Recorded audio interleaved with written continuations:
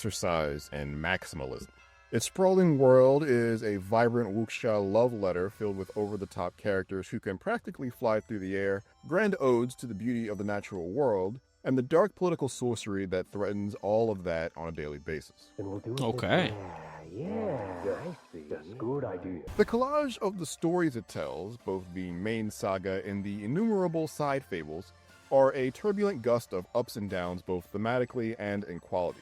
But unfortunately, the journey to experience it all is blocked by the steep cliffs of jarring late-game progression pacing and rocky valleys jagged with dizzying amounts of micromanagement that turns the very idea of interacting with its RPG systems into stone. Bro, what the fuck is he even talking about, man? No, the only thing you need to micromanage is the resources that you use to upgrade your weapons. That's all. Literally, that's all the micromanage you need. From what I heard, I might be wrong. I mean, they have early copy. I might be wrong, but from what I heard from reviews from China and everything, the only thing you have to micromanage is the resources to upgrade your weapons. So, the fuck are they talking about? 1 minute in, this is not going great. Where powerful clans fight to divvy up the region, both with open warfare and subterfuge. It's the perfect backdrop for you, an orphan raised by a working-class winemaker that's just itching to leave the humble life behind in search of adventure and purpose. The tale that sends you to lavish palaces, haunted caves, and dank dungeons is run-of-the-mill, with a handful of memorable moments. Breaking records for disappointing the Moments that would be moving, but they are often Wait, what the fuck did he say? Palaces, haunted caves, and dank dungeons is run-of-the-mill, with a handful of memorable moments that would be moving,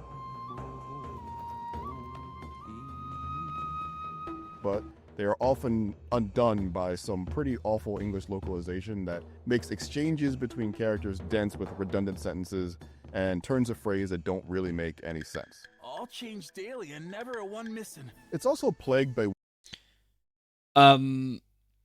Okay, put it in the original voice in Chinese. I mean, that's how it was supposed to be. I love that they have the English translation. I'll probably play it in English, and I love that. But if you think it's not good, just put it in the original voice and don't translate it. You have the subtitles. Then you realize that it doesn't make sense because exactly that's what I'm saying. Like, and the company actively said that they know this is not perfect and they will still try to work on it. But I guess they just ignored that part, you know. weird technical issues like voice lines running over one another, subtitles not matching the words coming from characters' mouths. Again, the developers addressed this and they said they know it's not perfect. They will try to update the game, but they really want to release it for global audiences right now. Or voices going missing entirely. Uncle Gong said he's bringing me a new storybook. Can you wait for me just a little? I need to go inside and check something. With some diversions into side quests and minigame dabbling, the main campaign's 2 chapters took me roughly 30 to 40 hours to complete. It's a free-to-play game and the main story took you 30 to 40 hours. Bro, that's a fucking lot of hours for a free-to-play game. Okay. And while they each button up their own isolated stories well, it leaves the journey of your wanderer on a rather unsatisfying cliffhanger. Come on, let's go! The various side stories, Yeah, it's a live service game. on the whole, the best of them are better written and far more interesting than the main campaign. One story had me leading ghosts to the afterlife after the violent fall of their Buddhist commune. That's pretty cool. Another starts with me sneaking a nobleman out of his mansion because he doesn't want to commit to an arranged marriage. That's There's also a pretty spontaneity cool. to these stories that you don't really see in RPGs like this, but they are also sullied with way more of the technical blemishes. For the story, it's not side content, it's not anything, just the story, 30 to 40 hours. That's an entire AAA game right there. Holy shit. True to I its mean- inspiration, I think Wukong took me like I don't want to be that guy, but I think Wukong took me around 40 to 50 hours. the developer said if you really want to do everything, it's around 150 hours of gameplay. Not counting PvP, raids, and co-op. It's just side content. If you go for the MMO aspect of the game, multiplayer aspect of the game, you'll have much more to look forward to. I'm telling you right now. The combat in Where Winds Meet is flashy and energetic. At least they Each of the acknowledge 7 that. weapons feels distinct and dangerous, and some have Great. different styles to discover that change the patterns of your attacks, At least they know as well that. as the weapon skills you can unleash on your enemies. Okay. You can equip 2 at a time, but I spent almost all of my playthrough as a tank, with a spear and a glaive that would buff each other when I used specific abilities in certain combinations. Though, that's partially because it's often a real pain in the ass to find alternatives worth using.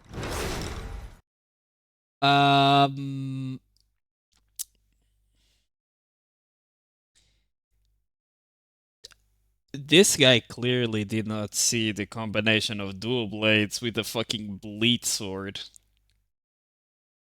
I mean, okay.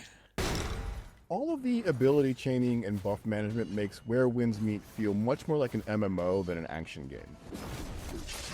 Yeah. It's faster paced than the genre might typically be known for, but this combat doesn't share any of the sensibilities of a Ninja Gaiden or Devil May Cry. Because it's not trying to be. Nary an air Yeah. combo or wall splat, just a lot of stun meter management and weaving attacks and abilities into specific sequence. Like a Dark Souls game. The tank was right at home to me as a lapsed MMO guy. Managing when Okay. to defend and when to And go that's all out okay, felt almost if you like to identical tank. Dark Knight in Final Fantasy XIV, except And for an that's active great. block, parry, and dodge. And that's These tools great. do help break up the sort of autopilot syndrome of many MMO battles, especially the parry, which becomes so important that there is even an auto parry system you can toggle on and off that gives you regenerating resources called insight points to spend as get out of jail free cards when an incoming attack is about to land. Bro, this guy played the fucking entire preview in easy mode. Hell no, man. What the fuck, man? You only have this feature in easy mode. Are you fucking kidding me?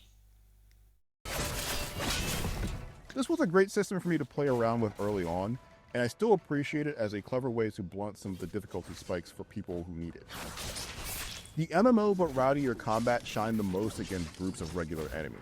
Ironically, I think the flaws of this amalgam is most evident against bosses, where things really just get reduced down to a rinse-repeat cycle of parrying and dodging attacks, counterattacking, avoiding big telegraph blows, and so on. Most I bet this guy hates Sekiro or any other Souls game.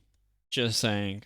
bosses are just super thugs with greater health and damage than the guys like them that you've encountered in the field. The occasional big spectacle boss can shake things up, but even that tier of baddies is hit or miss. Brother, you're fighting a fucking horse and you're talking about hit or miss. What do you mean? Chinese lion dancers in a full connected costume that hops on beams and shoots fireworks Oh, at this you, is so fucking hit. cool. A late chapter 1 boss that seems to be attempting to recall Oh, this Sekiro's is Lady so Butterfly cool. fight from memory, miss.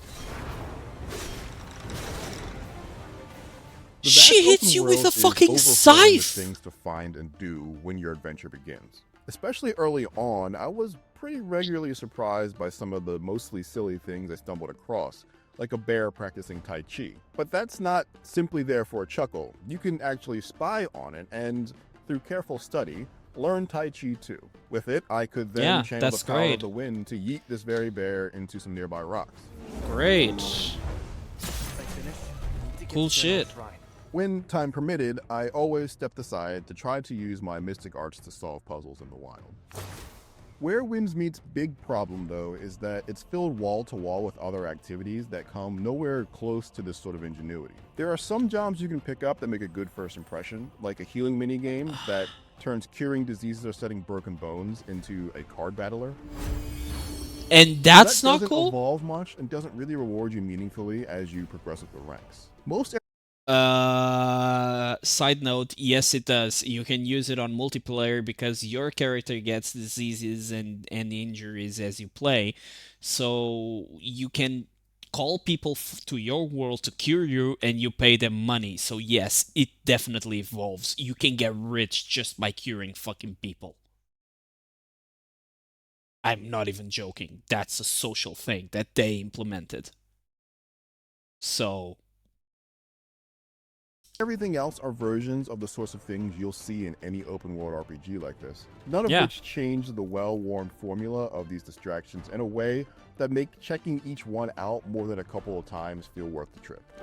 Okay, I can agree with this, you know, like how many times did you really stop to fish in like Monster Hunter or any other MMO except for the time that you learned and maybe got you some money on the sidelines? I can agree with this 100%. Yes, you're right. And that's despite the fact that they all dump a bunch of loot on you every time you succeed. Just about everything you do in this game does, but very little of what you're given is even worth opening your inventory to take a second look at. It's not that it's all worthless. Chances are it's going to include potions or food items that are going to be auto used when necessary, or the various crafting and upgrade materials. Nothing is auto use. You have to craft it unless you have it on easy mode and you make it auto loot and auto craft. So, That will wait patiently deep in your pockets for when you occasionally need them. But my only relationship to any of this stuff is hoping I have enough of it when it's time to level up. Same with gear, which I just slot in whenever it's time to make my overall power level rise. Weapons, armor, and accessories all have little nuances to increase things like crit rate and damage by small percentages. yeah, okay. So, as you can see here, this is the only thing you need to micromanage, the upgrade weapons thing. This is the only thing you need to micromanage because if you try to level everything, you're gonna get fucked because you don't have enough materials to do that. But yeah, focus on two, maybe three if you really want to do the third one, but then just like level that up to max and then move on to the next one. That's the only thing. In whenever it's time to make my overall power level rise. Weapons, armor, and accessories all have little nuances to increase things like crit rate and damage by small percentages, including set bonuses if you match pairs of items with similar set symbols. But this wall of text approach to equipment with tons of micromanagement is off-putting and not even very impactful until the endgame. I often just click the super handy quick advance button in the bottom corner that spends all of your resources to upgrade everything in a manner it deems fit. An option whose mere existence sort of makes a more damning argument against these overstuffed systems. Okay, that's what he meant by auto use and shit like that. Alright. Okay, I'm not gonna lie, I did not know the game had this. I'm not gonna use it. I'm never gonna use this because I like to make my own builds and shit like that, and I like to know what I can level up. So I'm never gonna use this. Than I ever could. There Yeah, are I'm never gonna use milestones that this. freeze your ability to continue leveling up at certain points until you pass what's called a breakthrough test, pitting you against waves of enemies that you must slay in a certain time frame in order to move on. These tests can eventually get tough, and passing raises your max level, but it then undermines that progress by also raising the collective strength of all of your enemies. Annoyingly, main story quests start to become level gated as you approach the end, meaning you have no option but to grind experience in order to eventually pass these.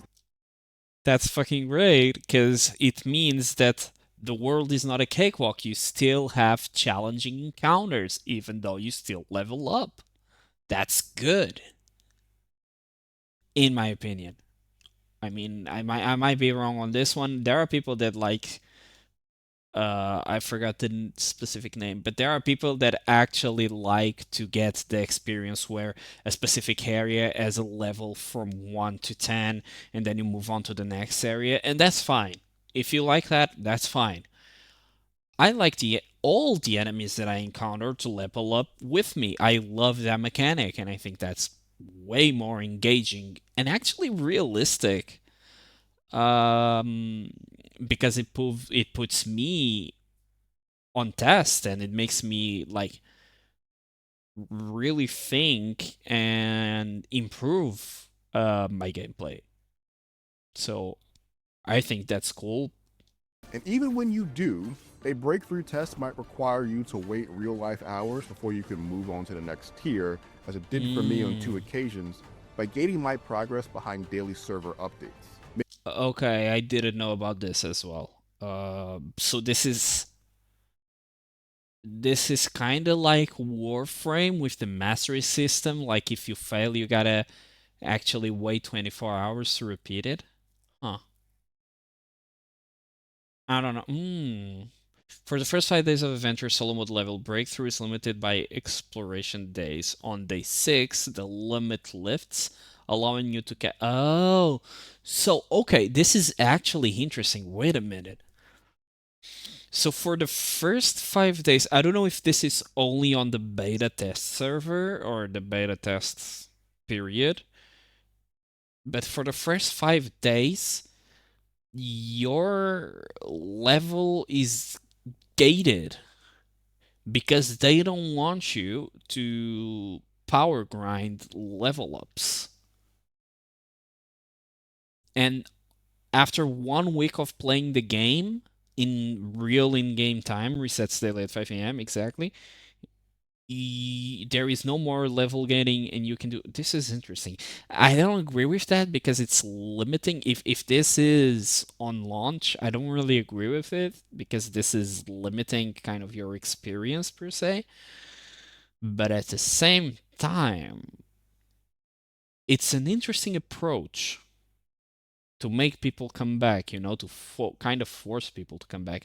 And I also know why this happens. It's the same reason most Chinese and Japanese, well, mostly Chinese games have a stamina system or an energy-based system.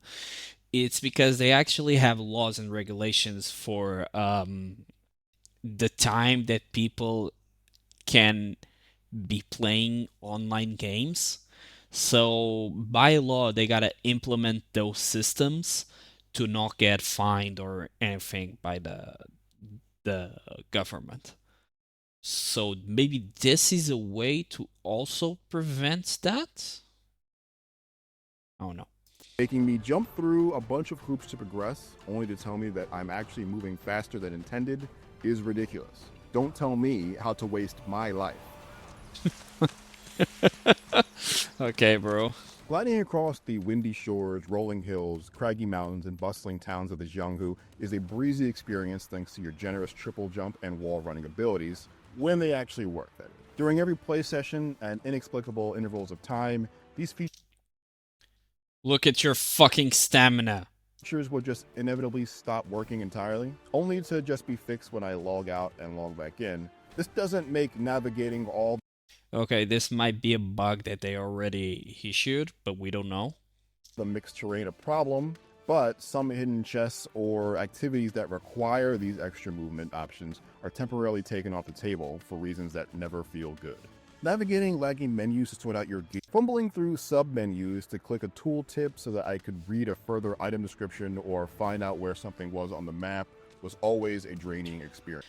I've seen that exact point made by other people, so I will give him this, that the menu and UI bloating is way too much. So I will give him the benefit of the doubt on this because I've seen other people talk about it. Of Where Winds Meet could have done with a couple dozen fewer of its random 5-minute mini quests if it Why? meant spending more time making the process of flipping through all of these spreadsheets less painful. You can play a lot of Where Winds Meet co-op, but servers were pretty scarce pre-launch and finding people to run multiplayer focused events wasn't possible. I did at least get to take on the big raid style bosses thanks to a full CPU party option. These automated party members You get a full CPU party option? That's actually a good way. I mean, I don't 100% agree with it, but I think that's actually a good system. If you have problems finding people, or maybe if you only can play when nobody else is playing, I think that's actually pretty cool. were competent enough to do the Simon Says required to minimize damage when necessary, but if they weren't basically immortal, I'm not sure they would have had the chops to kill any of these scary enemies. I'm sure my experience here is not representative of the design intention of these big co-op romps, but I'm still glad I could get access to the novel items they drop without having to find 5 of my own friends to do so. Greetings. Look, we really don't have what you... Damn. Perhaps there's a version of Where Winds Meet that isn't throttled by the storm of its own lofty aspirations. It has a great understanding of what makes wuxia such a compelling subgenre of fantasy fiction, bleeding into a vibrancy of its characters and the flair of its combat. But it becomes clear very quickly that the attempt to shove as many kinds of experiences into one game, open world adventure, action-heavy MMO, musical rhythm game, card battler, etc., only ensures that none of these elements reach their full potential. Instead, Where Winds Meet is an amusement park where every ride is being run at half speed, and the sugary treats at the concession stands come with piles of paperwork to complete before you can chow down. For more action, check out our reviews of Hyrule Warriors. Brother, L-Take, I'm sorry. The combat was slow, followed by, yeah, I chose to play tank and mainly use slowest weapon times. You can tell this guy didn't want to review the game at all. He just got the paycheck to do it and wasn't interested. Yeah, clearly. Clearly.